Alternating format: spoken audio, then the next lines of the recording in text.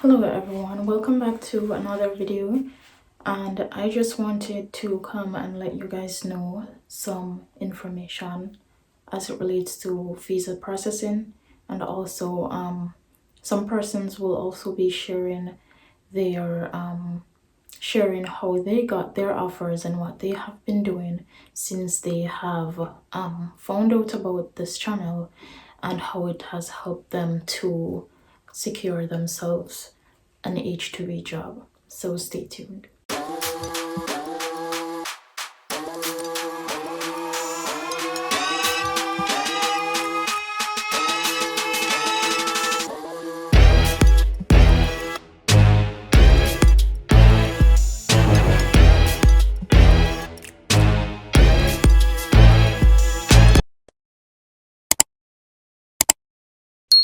So persons have been asking about the visa application video, like how to complete the process on your own.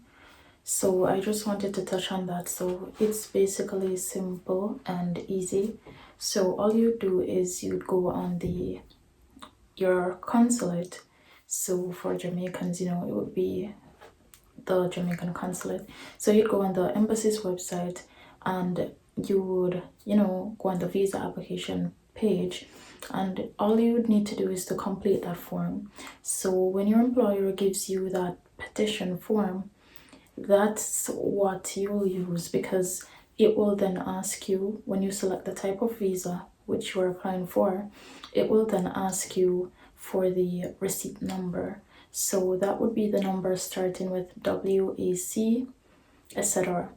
Right? So that's what you would use to input, along with other information from your employer or of the petition, as it relates to the person of contact in the US, your employer, and also the petitioner, the person who filed the petition. That would be the company's name. So every information that you'd need will be given to you by your employer, and that can also be found on the petition document. So not to worry, it's a very simple and easy process. So what you can do, you just follow and answer the questions correctly and ensure that you are inputting the correct answers so it doesn't hinder your visa application. So once you've done that, then it will take you to a point where you'd have to, after you've submitted the DS-160 form, you will get the confirmation page. You can opt to have it sent to your email, and once that has been sent to your email, then you would keep that. Also, you would need a passport size photo to include on the DS confirmation form. So you can upload a passport size picture from your phone, right? So after that, and you have finished the application form and you've submitted the form, you would get the confirmation. As I mentioned previously, it can be sent to your email. After that, then you'd have to create an account on a different site, and that's where you would go to pay your visa fee. So you'd create the account, enter your given name, you would enter the password. You would also enter your passport number, the DS confirmation number, and you can follow the steps there as well. There are certain steps, so you can proceed to making the payment. You can use your debit or credit card. Once you've made the payment, which is 28,500 Jamaican dollars, equivalent to $190 for the visa application fee, right? After you've made that payment, then it will give you instructions on what next to do, and those instructions, they will email a courier page to your email. And so as I mentioned in the previous video, what will happen is that you would get a good size envelope, a letter size envelope, and you would print your DS-160 confirmation page. You'd need a passport size photo, you'd need your passport, the petition form, you can maybe include the job order or your job offer. You would also need the courier page, and that would be pasted on the front of the envelope, right? So the instruction is on the page. It will tell you that you need to paste that on the envelope. and then you would drop that off at your nearest consulate. For Jamaica, it would be Kingston.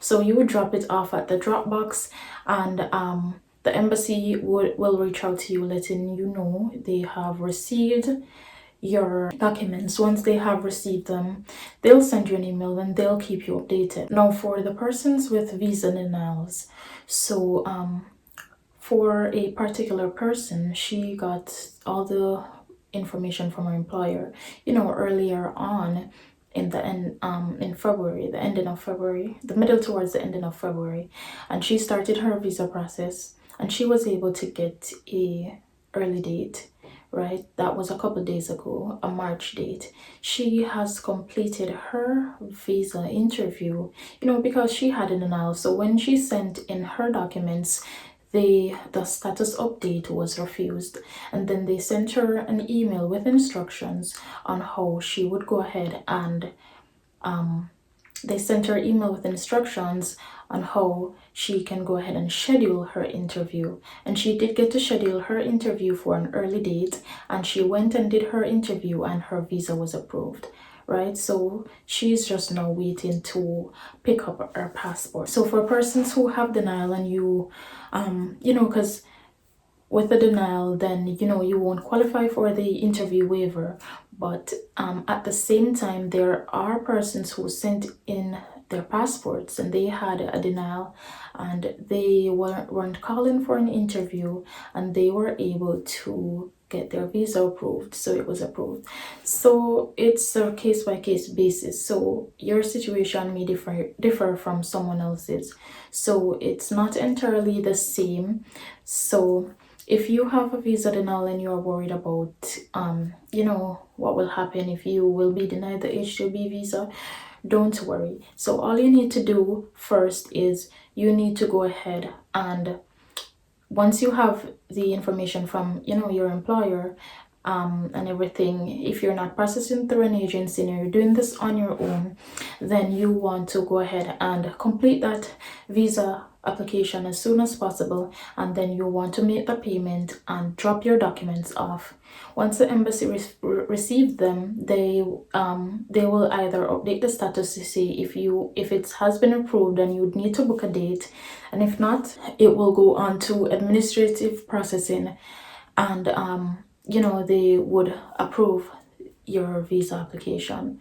Okay, so even if you get a visa denial and they tell you to schedule an interview, still don't worry, because persons did their interview and got their visa approved, right? Sometimes they just want to call you in, they just want to know, they just want to maybe ask you a few questions. It's nothing hard, it's very simple. So just bear that in mind and do not worry. Okay, we're just gonna go ahead and get right into some persons explaining what's their experience like, applying and all of that and getting their offer. Okay, so let me know what you guys think. And also, guys, listen to these persons. It wasn't easy for them, nevertheless they have not given up, and they were able to get an offer. So if you are someone in a similar position, or you're experiencing the same thing as these persons, then you know that you're just one step closer to getting your offer. So just keep doing what you're doing, and keep applying, right? Something will come through. Hi, good evening. So I am just here to shed some light as it relates to my journey on the H2b program. So where do I start? So of all my years hearing about the H2b, I've always think it was links or paying money and stuff like that. Back in 2022, I saw this post on IG with Taja. From there it starts where I start applying. I would apply. So normally I would send emails. I would send like 100 to 150 emails. I wasn't getting any response at all. I was confused. I thought I was doing something wrong. I didn't thought. I knew I was doing something wrong. So I sent one of the group admin my resume. She looked at it and said it needs to be done a certain way. I went back to the drawing board, start with a fresh resume, start sending out, still not getting any response. So normally what I would do, I would schedule the emails to send like from overnight. So I would schedule them to send like 8 o'clock in the morning, 8:30. After that, I realized that I'm not getting any response. So I went back to the drawing board and I started to schedule my emails to go like 9:26 or 9:01, 9:05. Like I started to set the schedule time for when I know persons would be in office, but not just like 8 o'clock. You know, like when I do that, like other person applying to, so their email will come in and yours will probably get lost. So I started to schedule them like 10:28, 10:25, 9:25. I start to do mixed numbers. After that, I started to get some response, but they were all bad response.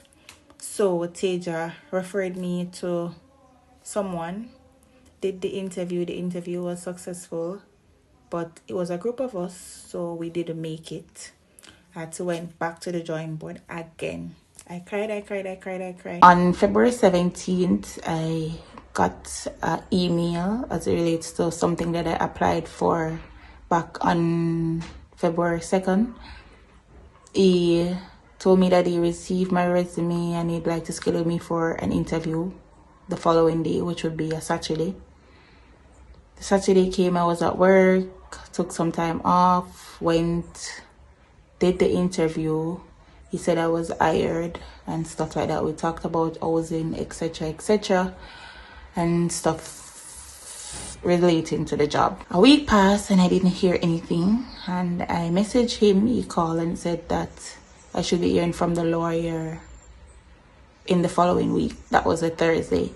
Went to work the Friday afternoon. While I was leaving work, I got an email from the lawyer saying these are the documents that I need to process to do my visa processing. I was so excited. I shared the news with the group and stuff like that. Once I came home, I started the visa processing, paid. My card got got declined during the process. I had to ask someone from the group to do the payment, and I transferred back the money to them. I did the process the Friday. The Saturday after work, I left to get the things together the documents so I can have them sent off. The Monday, I got up, went to Kingston with one of the group members. We meet in town. We went, dropped off the documents. That was the Monday. In the afternoon, when I came home, I received an email that they have received my documents that I have dropped off at the drop-off location.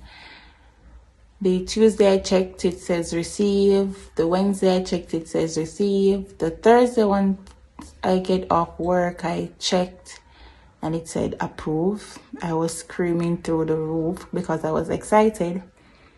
Shared the information, everyone was excited as well in the group.